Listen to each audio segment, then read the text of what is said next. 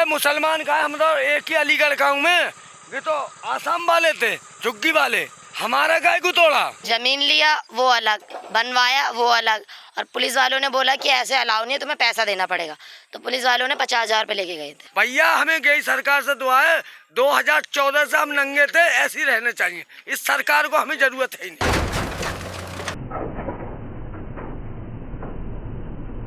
दोस्तों नमस्कार, विकल्प वाणी सच्चाई की खोज में आपका स्वागत है। दोस्तों, दिल्ली के राजनीति के गलियारों में ओजोन का मसला गरमाया हुआ है। मीडिया पर, सोशल मीडिया पर भरमार है चर्चाओं के, गर्मा गर्म चर्चाओं के, क्योंकि 91 कॉलोनियों को ओजोन में डाल दिया गया है 2021 के मास्टर प्लान के मुताबिक, जिसमें लाखों घरों पर खतरा मंडरा रहा है और लाखों लाखों लोग बेघर होने के कागार पे खड़े हैं। जब ये माहौल इतना गर्मा गया तो दिल्ली सरकार को मजबूरन एक अनाउंसमेंट करना पड़ा। 9 तारीख को यानी 9 जून को दिल्ली सरकार ने कहा कि ओजोन में बनी जितने भी घर हैं, जितनी भी इमारतें हैं, उनको गिराया नहीं जाएगा, लेकिन नए निर्माण नहीं होंगे। आपको बता दें, यह अनाउंसमेंट 9 तारीख को हुआ था, लेकिन ठीक उसके 7 दिन बाद यानी 16 जून को कालिंदी कुंज से सटे हुए ओजोन इलाके में बुलडोजर कार्रवाई हुई है। सैकड़ों घरों को तोड़ दिया गया है।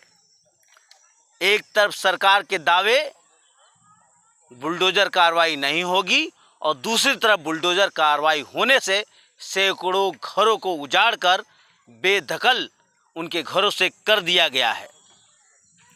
आज इन लोगों से बातचीत करने के लिए विकल्प वाणी टीम यहाँ पहुँची है और ये समझने के लिए पहुँची है कि इन लोगों ने ये ज़मीनें कैसे ली, इन्हें किसने बसाया और दिल्ली सरकार का करनी और कथनी में कितना अंतर है। आप हमारे साथ बने रहिए। विकल्प वाणी सच्चाई की खोज।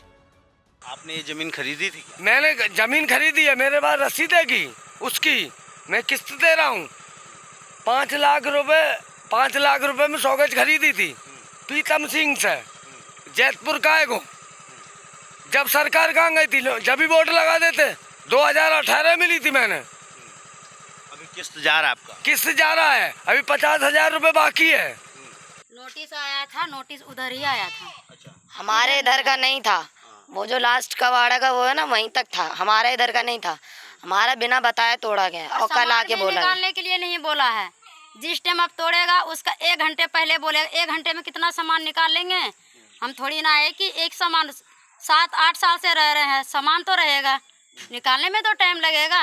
निकाल नहीं सके, सब तोड़ दिया। ऐसा क्यों किया? ये जमीन आपको पता नहीं था डुबन क्षेत्र में? उन्हें बताया नहीं था जमीन वालों ने। जमीन वालों ने ये बोला था कि अगर तुम्हें कमरा बनाना है, जैसा बनाना है तुम रहो, अगर कुछ भी चीज़ होता है तो हमें खड़े हैं।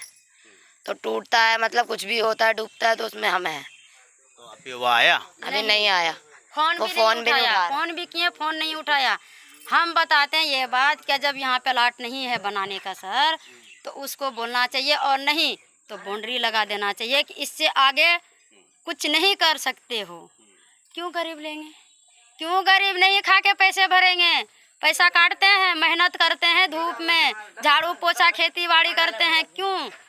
अच्छे रहने के लिए, ये नहीं कि ये दिन देखने के लिए। आप लोग कहाँ के रहने वाले हैं? बिहार कटिहार का है। ये कटिहार के, हम दरभंगा के। अच्छा, मतलब ये बिहार से। हाँ। आप लोग काम क्या करते हैं? मेरा काम है सब्जी का और पापा का काम है लाइट बैटरी का। और मेरा एक हस्बैंड तरह से देखा जाए तो मजदूर हैं, मजदूर है। मजदूर काम करते हैं और पेट काट करके घर खरीदा था। घर, हाँ। जमीन लिए, प्लॉट लिए, घर बनाए, घर में पैसा लगा 6-7 लाख रुपया लगा अभी 6 महीने हुआ है लिए हुए, बनाने। फरवरी से रह रहे हैं, बस फरवरी से आए हैं इस घर में। फरवरी से आपने लिया घर, मतलब बने हुए तो 6 महीने हो गए, आए थे हम फरवरी में। उसमें रहने पुलिस के। वाले भी घर बनाने के टाइम में पुलिस वाले पैसा लेके लिया। गए थे 50,000 रुपए बनाने का। 50,000 रुपया घर में लगा, 6 लाख 8 लाख रुपया वो कौन भरेंगे। जमीन लिया वो अलग, बनवाया वो अलग, और पुलिस वालों ने बोला कि ऐसे अलाउ नहीं है, तुम्हें पैसा देना पड़ेगा। तो पुलिस वालों ने 50,000 रुपए लेके गए थे। क्या रेट पे मिला था आपको? ये रेट मिला है 5,000 रुपया गज, और 7 साल पहले लिए हैं। आप मिला लीजिए कि रेट कितना बैठा होगा। 5,000 रुपया महीने का जमा करते हैं लोन प्लॉट वाले के पास। वो है प्रधान गार्डन, ये प्रधान से लिए हैं ये प्लॉट। प्रधान सरासरी नाइंसाफ़ी प्रधान किया है, इंसाफ उसको देना होगा, नहीं तो कोर्ट से जो आदेश आया है उसको देना होगा। किराए पे बहुत पैसा ले रहे थे, तो सोचे चलो यहाँ पे ले लेते हैं, किराए के तौर से कहीं अपना हो जाए। ये नहीं कि हम लोग से धोखाबाजी करे गरीब से, ऐसा तो नहीं करना चाहिए इसको। एक से नहीं, जितने यहाँ पे लिए हैं उससे सबसे यही चीज करा है, सबसे कम से कम मान लो 400-500 लोगों ने लिया होगा, सबके साथ सबसे गद्दारी किया है वो। जब कोई बेचता है तो उन्हें तो पता होगा कि हाँ ये सरकारी ज़मीन है, हम नहीं ये सब काम करें। ये फ्रॉड में जितने भी गरीब लोग के हैं जब फंसाया जा रहा है ये सब, तो ये तो सोचना चाहिए ना। सरकार मानते हैं प्रशासन आ करके तोड़ दिया, तो उनको भी तो ये होना चाहिए कि हाँ जो डीलर है उनको पकड़े, गरीब को क्यों सता रहे हैं। मानते तोड़ लिए, चलिए आपका सरकारी नोटिस आया, आपने तोड़ के चले गए, आप तो डीलर को पकड़ के उठा के ले जाना चाहिए ना। हैं, डीलर तो उठा नहीं रहे हैं, डीलर को छूटे साढ़ से छोड़ दिए कि जितने भी गरीब लोग को फंसाना हो फंसा लो। पुलिस आएगा बनाने, जुग्गी डालो, अभी देखो पैसा लेने के लेके आएगा।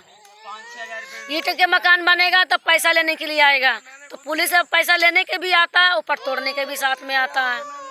एक बात समझाइए, आप लोगों पे कोई डॉक्यूमेंट है कि आपकी जमीन है? कुछ भी नहीं है। डॉक्यूमेंट है, जो पैसे दिए हैं वो चीज़ है हमारे पास कि हाँ इतना पैसे दिए हैं हमारे पास, जो कि इसका जो डॉक्यूमेंट है। कागज़ के लिए क्या बोला जा रहा है, कागज़ के लिए बोला जा रहा है कि 9,000 लगेगा, कभी बोलता है 10,000 लगेगा।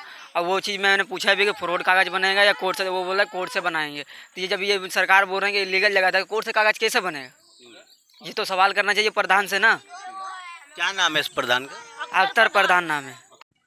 हम तो समाज सेवी हैं भाई, हम देख रहे हैं आपकी तरह। आप तो समाज सेवक हैं, काफ़ी सालों से कर रहे होंगे सेवक।